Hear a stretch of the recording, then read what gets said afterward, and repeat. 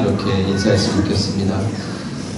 당신은 참 따뜻한 사람입니다. 우리 한번 서로 인사하겠습니다. 당신은 참 따뜻한 사람입니다. 아멘.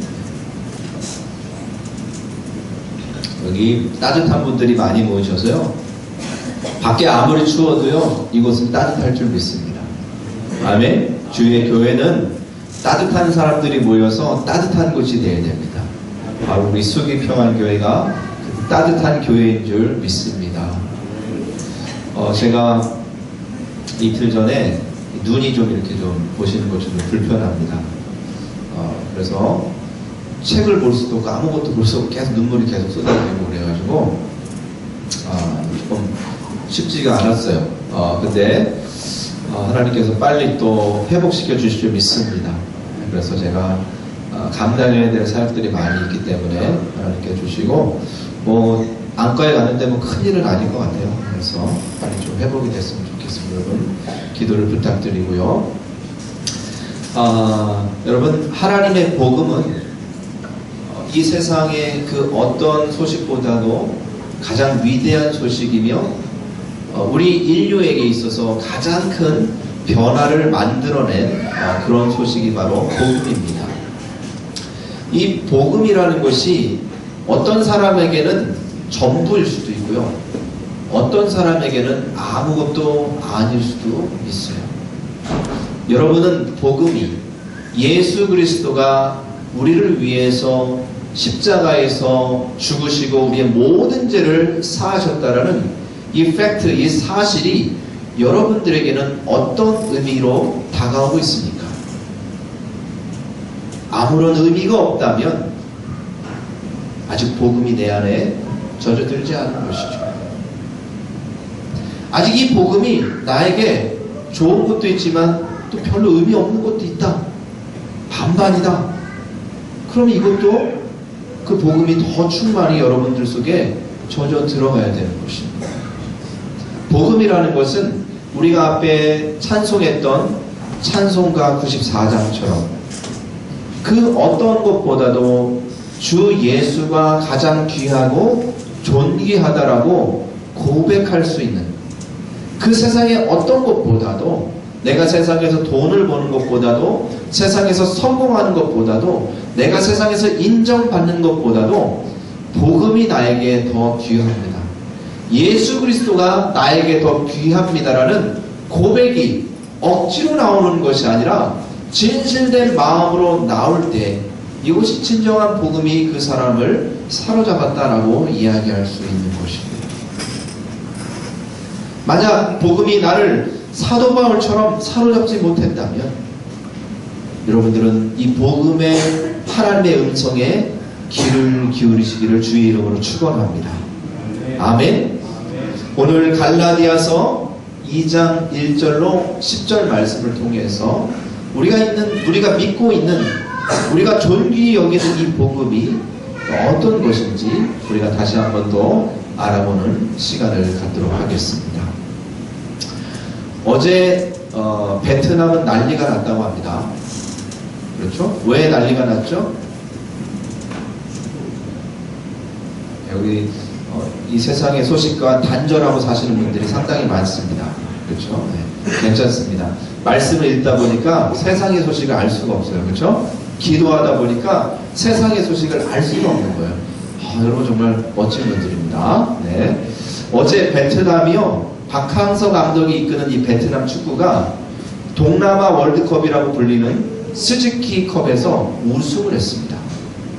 사실 이 베트남 축구는 아주 큰 위기가 있었어요. 그래서 감독을 바꿔도 이 베트남 축구에 희망이 없었어요. 그러다가 누구를 데려와야 되나 베트남 축구협회가 찾고 하다가 결국 누구를 모셔야 하냐면 우리나라 히딩크 감독의 코치를 했었던 박항서 감독을 모시고 온 거예요.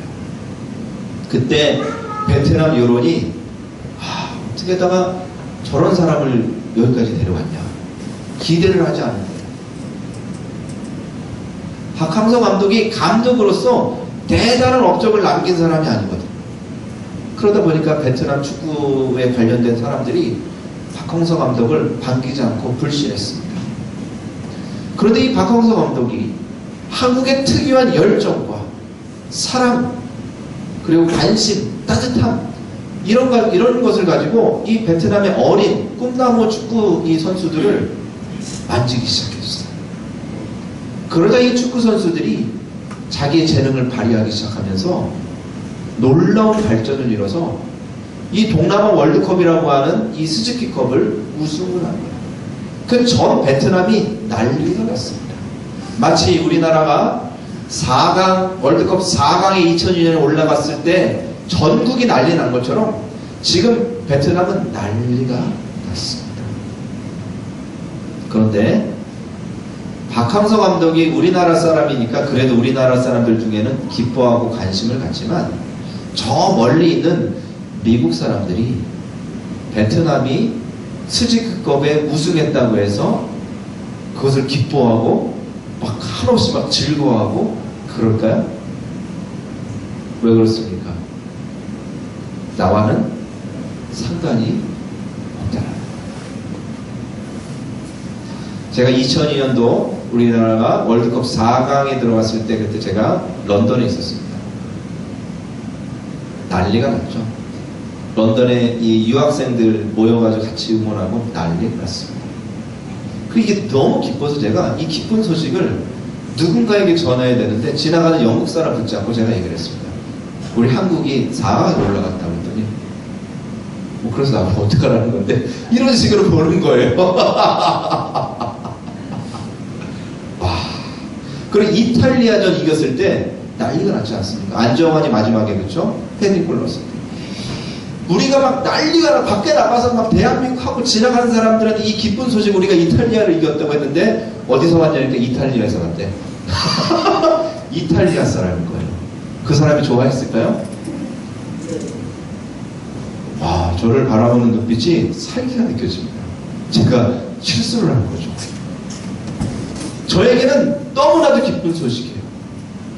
그러나 어떤 사람에게는 그것이 기쁜 소식이 아닐 수도 있어요.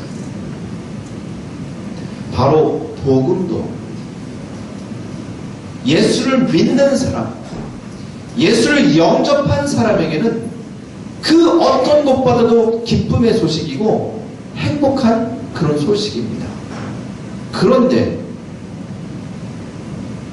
그 복음을 받지 않는 사람들에게는 이 소식이 아무런 감동과 감흥을 주지 않는 거예요. 그래서 이것은 내가 이 소식을 듣고 예수를 믿을 수 있는 것은 나의 힘과 나의 공로가 아니라 하나님이 나를 선택하셔서 이 복음을 믿고 따르게 하신 것은 철저하게 하나님의 은혜인 것입니다. 아멘. 아무리 믿고 싶고 아무리 받아들이고 싶지만 그렇게 되지 않는 사람들이 세상에는 엄청나게 많다는 거예요. 이 복음을 듣고 세상의 그 어떤 것보다도 예수 그리스도를 내 인생의 가장 위에 모시는 이 신앙의 삶은요, 아무나 할 수 있는 게 아니에요. 하나님이 은혜를 주신 자들만 할 수 있는 것입니다. 그런데 이 복음은 어떤 복음이냐?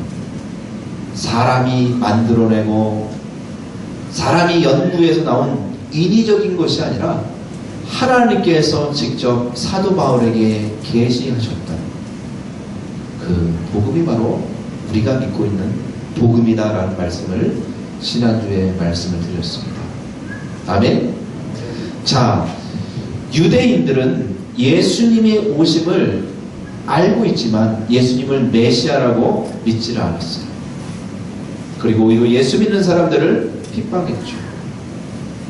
그러나 이 12제자들과 예수님이 메시아임을 깨달은 자들, 직접 경험한 자들은 예수님이 이 세상의 진짜 하나님의 아들이시고 전 인류가 구원받을 수 있는 오직 유일한 방법이 예수 그리스도를 믿는 것이라는 사실을 깨달았을 때 그들에게는 전율이 온 것입니다. 왜 그렇습니까? 그들이 알고 있었던 그 모든 것들이 한 방에 깨졌기 때문이에요. 그들이 평생을 믿고 있었던 것은 뭐예요? 그들이 믿는 것은 뭐예요? 구원은 예수 그리스도를 위해서 얻어지는 것이 아니라 자기가 열심히 율법을 지킴으로 인해서, 모세의 율법을 지킴으로 인해서 구원받는다는 생각을 해왔던 그런 것이 바로 그들의 생각이었는데, 근데 이것이 잘못된 걸 깨달은 거예요. 그러면서 완전히 이들에게 변화가 일어나기 시작합니다. 자, 먼저 화면 좀 먼저 보여드리면서 말씀을 좀 이어나가겠습니다. 자, 오늘 2장 1절 말씀에 보니까 14년 후에 내가 바나바와 함께 디도를 데리고 다시 예루살렘에 올라갔나니 라고 사도 바울은 갈라디아서 2장에 기록하고 있습니다. 자, 지금 사도 바울이 누구랑 같이 예루살렘에 갔다라고 기록되어 있어요? 바나바와 디도를 데리고 예루살렘에 갔다라고 되어 있어요. 아직 아니고요. 자, 갔는데 이 사도 바울이 예루살렘을 방문한 것은 총 5번입니다. 자, 첫 번째 방문했던 것이 뭐냐면 바로 게바를 만나기 위해서, 베드로를 만나기 위해서 예루살렘에 갔던 거 지난주에 말씀드렸던 그것이 첫 번째 방문이었어요. 그러니까 아라비아에 가서, 그쵸? 주님과 교제하는 영적인 교제 시간을 끝이고 나서 바로 누구에게 갔냐면 게바에게 갔어요. 그래서 예루살렘에 방문했고요. 그 다음에 두 번째 방문이 뭐냐면 바로 아가보라는 사람이 안디옥에 예언을 합니다. 이제 큰 재난이 올 것이다. 근데 진짜 재난이 와서 예루살렘에 기근이 일어나가지고 양식이 없었어요. 그래가지고 안디옥 교회에 있었던 바나바와 사도 바울이 그 교회 사람들과 얘기해서 구제 헌금을 해가지고 그 구제 헌금을 가지고 예루살렘에 방문했던 것, 이것이 바로 두 번째 방문입니다. 그런데 많은 성경학자들이 지금 이 사도 바울이 기록하고 있는 14년 후에 바나바와 함께 디도를 데리고 예루살렘에 갔다라는 것은 바로 이 두 번째 방문을 이야기한다라고 이야기합니다. 자, 여러분, 바나바는 어떤 사람이었어요? 바나바의 이름은 원래 뭐죠? 바나바의 이름은 원래 바나바인가요? 아니면 바나나인가요? 네, 죄송합니다. 어이없는 농담을 해서 빵 터지셨어요. 네. 자, 바나바의 원래 이름은 요셉. 그럼 바나바는 뭐냐? 별명과 같은 별칭이에요. 그럼 바나바의 뜻은 뭐예요? 위로하는 자예요. 위로하는 자. 우리 박용천 성도님, 어렸을 때 별명이 무엇이었습니까? 밝히 좀 그러신가요? 네. 제 별명은요, 강가의 진짜 돌멩이였어요. 강진석. 아, 정말 유치한 별명을 누가 줬는지. 네, 초등학교 때. 근데 우리 별명을 보면 무슨 뭐 송충이, 그렇죠? 뭐 김, 이름 따가지고 그런 별명을 줬는데, 이 바나바의 별명은요, 너무 멋져요. 위로하는 자예요. 위로하는 자. 그러니까 바나바의 성품이 어떤지 여러분 좀 이해가 되시죠? 네. 교회에는 이렇게 마음이 따뜻하고 위로하는 자들이 많아야 됩니다. 가르치려고 하는 자, 그렇죠? 나서서 뭔가 이렇게 휘둘리려고 하는 자, 이런 자가 아니라 바나바처럼 위로하는 자가 많아야지 그 교회가 따뜻한 교회가 되는 것입니다. 우리 옆에 있는 분들을 옆에 손 잡습니다. 손을 잡고 인사하는데, 제가 위로하는 자가 되겠습니다. 우리 서로 인사해 주세요. 제가 위로하는 자가 되겠습니다. 네, 감사합니다. 네. 여러분, 한 분 한 분이 가정에서, 교회에서 바나바처럼 위로하는 사람들이 됐으면 좋겠습니다. 사도 바울이 다메섹에서 예수님을 만났을 때, 그리고 회심했을 때 수많은 그리스도인들이 바나바를 인정해주고 받아들였나요? 예수의 공동체로 받아들였나요? 그렇지 않았어요. 그때 누가 따뜻하게 사도 바울의 손을 잡아줬어요? 바나바가 손을 잡아줘서 그를 기독교 공동체로 들어올 수 있게 해준 사람이 바로 바나바였어요. 자, 그 다음에 이 바나바는 어떻게 했냐면 함께 갔다 이렇게 되어 있어요. 근데 다음 구절 보니까 디도는 뭐라고 되어 있어요? 디도는 뭐라고 적혀 있어요? 디도를 1절에 디도를 데리고라고 되어 있어요. 데리고. 자, 왜 바나바는 함께고 디도는 데리고 올까요? 왜 그럴까요? 역시 그쵸. 이 나이도 나이지만 그쵸. 이 디도는 제자였던 거예요. 그쵸. 사도 바울을 따랐던 제자. 그런데 디도는 어느 나라 사람이에요? 헬라인이면 어느 나라 사람이에요? 유대인이에요? 이방인이에요? 헬라인이니까 이방인. 그러니까 바나바와 함께 디도를 데리고 예루살렘으로 방문하는 것을 지금 사도 바울은 기록하고 있습니다. 자, 이렇게 데리고 갔는데, 자, 2절 말씀 또 함께 읽겠습니다. 시작. 계시를 따라 올라가 내가 이방 가운데서 전파하는 복음을 그들에게 제시하되, 이렇게 되어 있어요. 자, 예루살렘을 왜 갔냐? 계시를 따라갔다라고 사도 바울은 기록하고 있습니다. 그냥 단순히 구제헌금만 전달하기 위해서가 아니라 하나님께서 가라 하심이 있었어요. 그래서 그 명령을 따라 예루살렘으로 갔던 것입니다. 그리고 거기 가서 무엇을 했냐? 내가 이방 가운데서 전파하는 복음을 그들에게 제시하되, 이렇게 됐어요. 자, 여기서 그들은 누구냐? 그 다음에 나와 있어요. 함께 있습니다. 유력한 자들. 시작. 유력한 자들에게 사사로이 한 것은 내가 다름질하는 것이나 다름질하는 것이 헛되지 않게 하려 함이라 라고 되어 있어요. 그러니까 유력한 자들에게 사도 바울이 예루살렘에 가서 자기가 이방인에게 전하는 복음을 제시했다라고 기록되어 있습니다. 자, 그럼 여기서 유력한 자들은 누구를 의미하는 걸까요? 유력한 자들. 다른 성경에 보면 명성이 있는 자들이라고 되어 있어요. 누굴까요? 유대교에서 유지들? 누굴까요? 여기서 유력한 자들은 바로 예루살렘 교회의 사도들입니다. 바로 베드로, 야고보, 요한과 같이 이 베드로의 사도들을 유력한 자들이라고 표현한 거예요. 자, 이 베드로와 그렇죠? 야고보와 요한과 같은 사도들 앞에서 사도 바울이 뭘 했냐? 자기가 이방인들에게 전하고 있는 복음의 내용을 얘기해 준 거예요. 제시했다. 왜 그랬을까요? 왜 그렇게 했었을까요? 자, 말씀 한번 들어보세요. 여러분, 그 의미를 좀 보세요. 자, 제시하되, 그러면 사서로 이렇게 내가 복음을 정말 전하려고 그들에게 한 것이 아니라 그 복음을 그들에게 얘기한 것은 내가 다른질하는 것이나 다른질한 것이 헛되지 않게 하려 함이라 라고 되어 있어요. 이 다른질이라는 건 무엇일까요?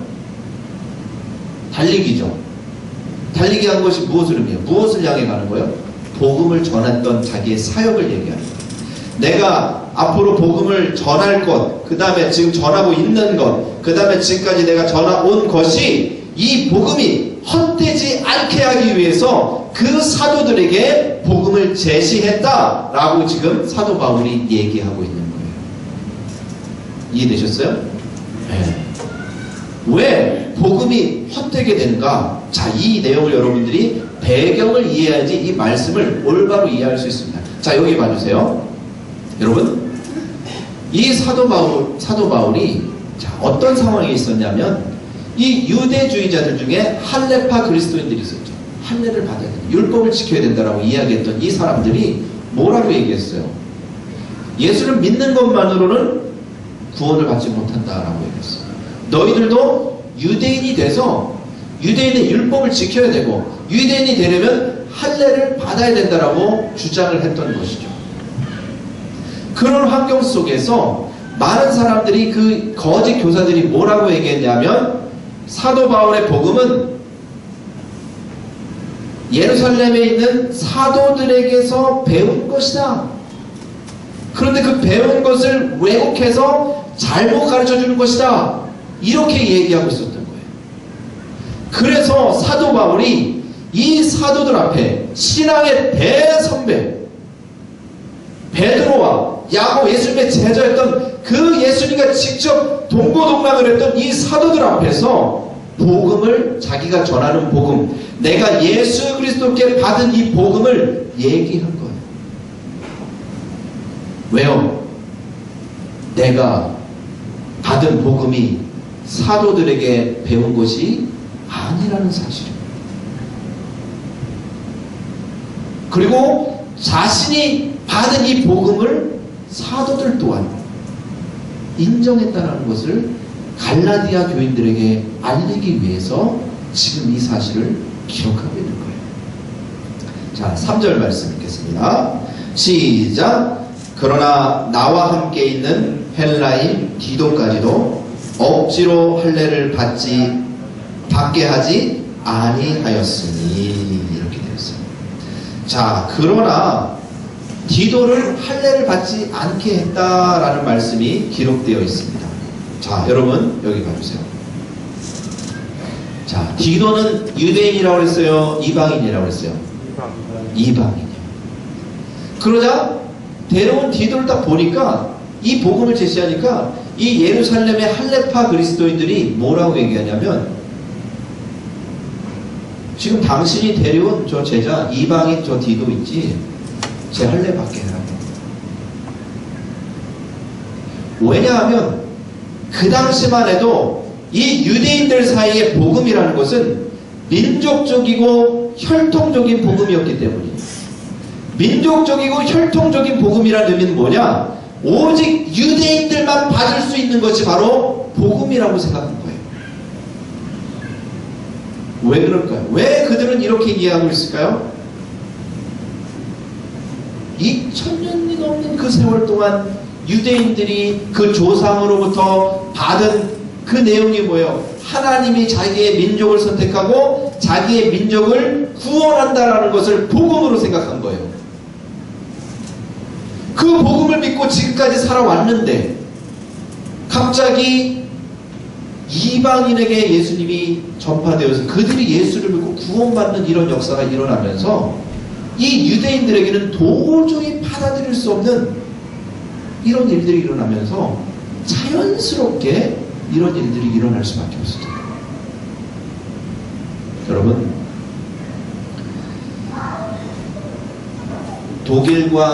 독일의 동독과 서독이 서로 대적하는 사이로 지내오면서 그 적대적인 생각을 무너뜨리는 일이 얼마나 힘들었는지 모릅니다. 동독과 서독이 통일되는 것을 방해했던 사람들이 얼마나 많았는지 모릅니다.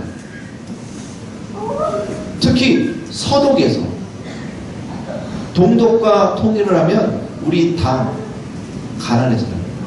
우리 다 망한다. 그 의식을 바꾸는 게 얼마나 어려운지 몰라요. 그것이 바뀌면서 베를린 장벽이 무너지는 그 순간, 세계의 가장 역사적인 순간으로 여기지 않았습니까? 마찬가지로 우리나라와 북한과 남한 사이가 통일되는 거요. 이거 진짜 어려운 거예요. 우리 의식 속에 남아있는 그런 것들이 쉽게 바뀌지가 않는 거예요. 자, 화면 한번 보시겠어요? 자, 아파르트헤이트 여러분 들어보셨습니까? 아파르트헤이트. 일단 여러분들이 아는 단어는 뭐예요? 아파트를 아파르트라고 부른 것처럼 보이시죠? 사실 영어적으로는 아파트 맞습니다. 이 아파르트헤이트라는 것은 남아프리카 공화국, 남아공에서 1970년대까지만 해도 횡행했던 정신이 바로 아파르트헤이트예요. 자, 저 왼쪽에 있는 팻말 보이시죠? 그 뒤에 뭐가 보여요? 바다가 보이죠? 바다 앞에 저 팻말이 딱 붙어 있습니다. 저기 뭐라고 써 있냐면 white only, 백인 사람만 사용할 수 있다. 아파르트헤이트는 백인이 사용하는 구역에는 절대 흑인이 들어오면 안 된다. 오염되기 때문에. 그래서 이 백인이 쓰는 구역과 흑인이 쓰는 구역을 딱 나눠놔가지고 흑인들이 절대 침범하지 못하게 한 게 바로 아파르트헤이트예요. 그래서 저 해변에 흑인이나 유색인종이 오게 되면 난리가 납니다. 저거 사용할 수 없는. 자, 옆에 지금 한 흑인 여자가 지금 뭘 하고 있냐면 저희가 화장실에, 저 화장실에도 팻말이 붙어 있어요. White ladies only. 백인 여자만 사용할 수 있다. 왜요? 변기에 앉잖아. 그런데 백인 여자가 앉는 그 변기에 흑인 여자가 앉으면 너무 더럽고 불결하기 때문에 안 된다. 그래서 저렇게 막아놓은 게 바로 아파르트헤이트. 불과 얼마 안 됐어요. 이게 무너진 지 얼마 안 됐어요. 1970년대까지만 해도 이걸로 인해서 남아프리카 공화국이 얼마나 철저하게 분리되어 있을지 몰라요. 마치 이런 것처럼 유대인들의 생각에는 이방인은 더럽고 불결한 존재로 생각했고 오직 유대인들만 구원받는다고 생각했던 거예요. 그렇기 때문에 유대인들이 이러한 할레파 그리스도인들이 나오는 것은 이건 매우 민족적인 혈통적인 복음주의에 의해서 자연스러운 상황이었다라는 거예요. 그런데 사도 바울이 예수 그리스도로부터 받은 이 복음이 2000년이 넘게 철저한 유대인들 머릿속에 박혀있던 민족적이고 혈통적이었던 이 복음의 생각을 부셔버린 거예요. 하나님의 진리 앞에 오늘 이 예루살렘에 방문해서 사도 바울이 자기가 받은 계시의 복음을 전했을 때 사도들이 인정하는 역사가 이때 일어날 것입니다. 자, 성경 말씀 보겠습니다. 몇 절을 보냐면, 자, 4절 말씀. 아니, 4절 말고 9절 말씀 보겠습니다. 9절 말씀. 자, 9절 시작. 또 기둥같이 여기는 야고보와 게바와 요한도 내게 주신 은혜를 알므로 나와 바나바에게 친교의 악수를 하였으니. 자, 여기서 친교의 악수를 했다라는 게 무슨 의미예요? 친교의 악수. 서로 우리 잘 지내봅시다. 이렇게 친교의 의미로 악수를 했다. 이런 의미로 우리가 생각합니다.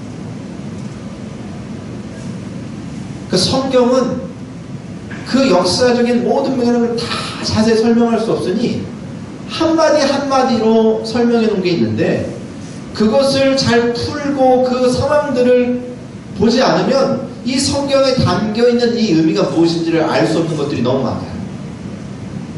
여기서 사도들이 이 사도 바울과 친교의 악수를 했다라는 것은 제가 지금 얘기하는 것처럼 베를린 장벽이 무너진 것처럼 마치 남한과 북한이 통일이 되어 38선이 무너지는 것처럼 남아공의 아파르트헤이트의 정신이 무너져서 흑인 대통령이 남아공에 나온 것처럼 엄청난 일이 지금 벌어진 거예요.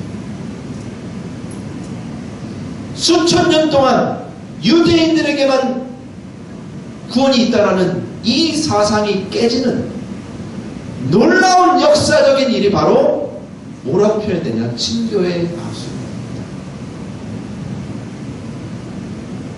여러분, 하나님의 복음은 이런 거예요. 하나님의 복음은 수천 년간 쌓아온 잘못된 생각들을 한 번에 무너뜨릴 수 있는 거예요. 이것이 복음의 능력입니다. 아멘. 예수 그리스도의 온 인류를 향한 뜨거운 사랑이 온전히 전달되면 이 세상에 화해하지 못할 것이 없습니다. 예수 그리스도는 화해의 하나님, 화해의 그리스도. 아멘.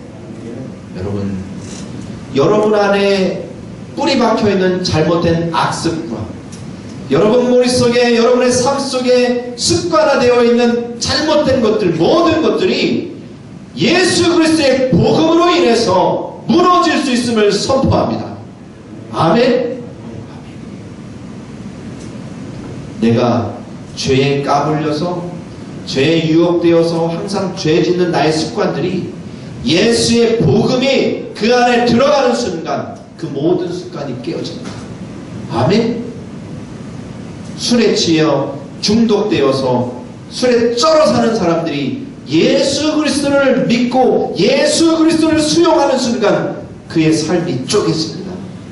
아멘. 아멘. 도박에 쩔어 살아 인생이 완전히 추락하여서 완전히 바닥에 인생이 있는 사람들에게 아무리 아멘을 끊으려고 하지만 끊어지지 않고 또 가서 자기 손가락을 자르고 싶은 마음이 들 정도로 자기 자신을 어떻게 할 수 없는 그런 악습에 빠져있는 사람들, 예수 그리스도의 복음이 전달되는 순간 그 악습이 떠나갈 줄 믿습니다. 아멘. 우리 가정에 불화를 만들고 우리 가정에 나쁜 분위기를 만들어내는 그 나쁜 저주의 흐름들이 예수 그리스도의 복음이 들어가는 순간 쪼개지는 역사가 일어날 줄 믿습니다. 아멘.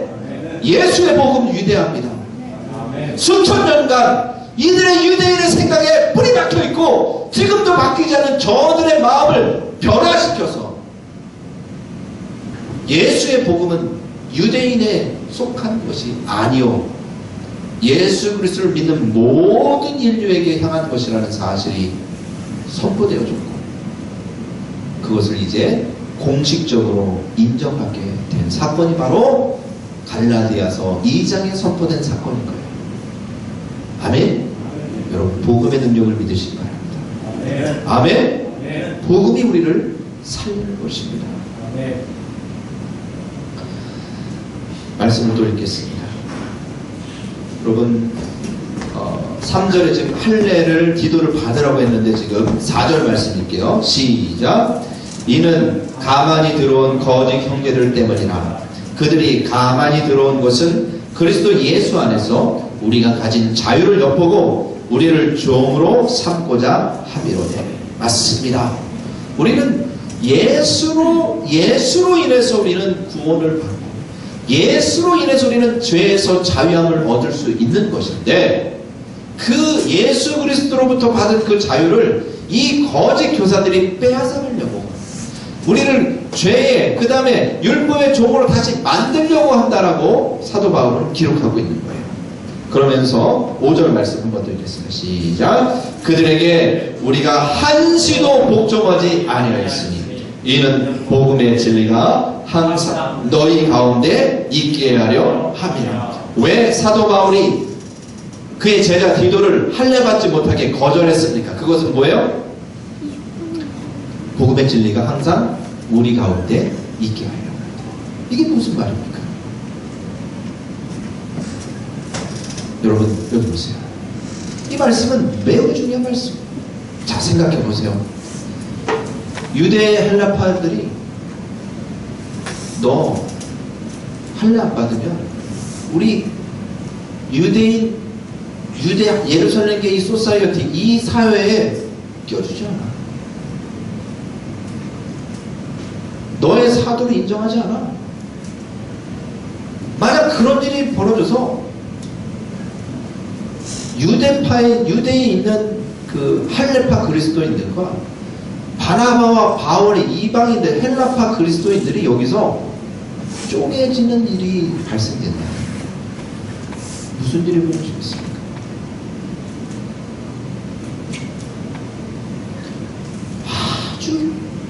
아주 난감한 지금 상황입니다. 만약에 바울이 오케이 좋습니다. 당신과 우리가 연합을 해야 되니까 디도야 와.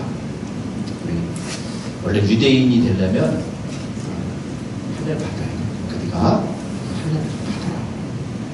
그래 할례를 받았다 그러면 무슨 일이 벌어지냐? 지금까지 사도 바울이 전했던 복음이 완전히 거짓이 되는 거예요. 유대인이 되어야지 복음 구원을 받는 게 아니고 예수를 믿어야 구원을 받는다라는 이 예수 그리스도의 계시의 복음을 자기 받아서 그대로 전했다. 그런데 자기 제자 디도를 할례를 받게 하는 순간 이게 어떻게 돼요? 주위에 그동안 이 사도 바울의 복음을 받은 그렇지. 사실 할례를 받아야지 구원을 받는 거구나. 그러니까 사도 바울도 거기서 자기 제자 디도를 할례 받게 했을 거 아니야. 그러면서 복음이 어떻게 돼요? 변질돼요. 그런데 그것을 거절을 해서 이 할례파 그리스도인들과 이 사도 바울이 이 헬라파 그리스도인들이 여기서 싸우고 난남이 되면 교회가 어떻게 돼요? 분열되어서 이 예수의 복음을 전하는 일에 매우 큰, 그리고 그 당시 가지고 있었던 예루살렘의 사도들의 권위가 사도 바울의 권위로 인정되어지지 않기 때문에 매우 힘든 상황이 된 거죠. 이 상황에서 하나님이 어떻게 길을 열어주셨느냐? 놀랍습니다. 자, 말씀을 계속 읽어볼게요. 자, 6절 말씀 보겠습니다. 6절 시작. 유력하다는 이들 중에 본래 어떤 일이든지 내게 상관이 없으며 하나님은 사람을 외모로 취하지 아니하시니 저 유력한 이들은 내게 의무를 더하여 준 것이 없고. 자, 이 사도들이 감사한 것은 사도 바울에게 내게 의무를 더하여 준 것이 없다 이렇게 되어 있어요. 자, 이 말은 무엇이에요? 예루살렘의 사도들이 사도에게, 바울에게 의무라는 건 뭐예요? 율법이에요. 당신 율법을 지켜야 된다라고 복음 전할 때 얘기해야 됩니다. 내가 아까 사도 바울, 당신이 아까 우리에게 전한 그 복음 있잖아요. 다 좋은데 그걸로 부족해요. 율법을 전해야 됩니다. 제가 권고합니다. 당신은 율법을 전해야 됩니다. 이런 식으로 얘기를 했다는 거 안 했다는 거예요? 율법 의무를 더해주지 않았다는 것은 안 했다는 거예요. 그건 뭐예요? 예루살렘의 제자 사도들도 율법으로 구원받지 않고 믿음으로 구원받는다는 사실을 어떻게 한 거예요? 지금 인정한 거예요. 인정한 거예요. 자, 다음 말씀 8절 시작. 7절 시작. 도리어 그들은 내게 무할례자에게 복음 전함을 맡은 것이 베드로가 할례자에게 맡은과 같은 것을 보았고. 자, 이 말은 뭐냐면 베드로가 할례자들에게 복음을 전하는 것, 그렇게 그것을 그 역할을 맡은 사도인 것처럼 나와 바나바가 이방인들에게 복음을 전하는 이 귀한 복음의 사역을 맡은 사도로서 동시에 둘이 인정을 해준다. 아멘? 아멘. 자, 그 다음에 8절 시작. 베드로에게 역사하사 그를 할례자의 사도로 삼으신 이가 또한 내게 역사하사 나를 이방인의 사도로 삼으셨느니라. 아멘. 자, 분명히 사도 바울이 사도로서 인정받는 것이 분명한 팩트라는 사실을 사도 바울은 지금 오늘 이 말씀을 통해서 전달하고 있는 것입니다. 여러분, 제가 말씀을 좀 마무리를 좀 해야 될 것 같습니다. 여러분, 그 당시에 사도 바울의 위치는 아주 말단이었습니다. 예루살렘 교회의 지도자였던 야고보, 그리고 신앙의 대선배였던 베드로와 요한은 명성 있는 자, 유력한 자, 그 누구도 그 앞에 가서 정말 긴장할 수밖에 없는 그런 존재들이었어요. 사도 바울이 그런 마음이 들었기 때문에 앞에서 하나님은 외모로 사람을 취하지 않는다라는 얘기를 합니다. 그 두려움과 있을 때 담대하게 사도 바울이 이 복음을 그들 앞에서 얘기했습니다. 그리고 그 복음이 사도들도 당신은 예수 그리스도로부터 이 사실을 받았다, 복음을 받았다라는 사실을 지금 오늘 이 본문 말씀 통해서 인정을 해줬다 라고 기록을 해준 것입니다. 말씀을 정리하면 그렇습니다. 우리가 믿는 복음은요, 정말 놀라운 것입니다. 우리가 믿는 복음은 하나님께서 전 세계를 향한 그 사랑과 그 뜻을 제자들에게 예수 그리스도를 만난 제자를 통해서 알게 하셨지만, 그들의 한계는 무엇이냐? 유대를 떠날 수 있는 그런 생각이 열려지지 않습니다.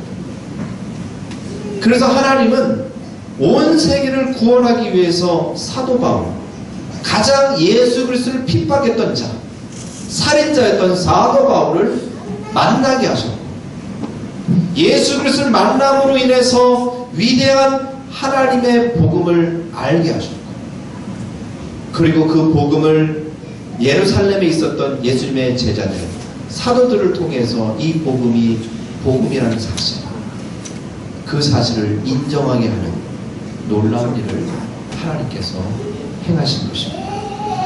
아멘.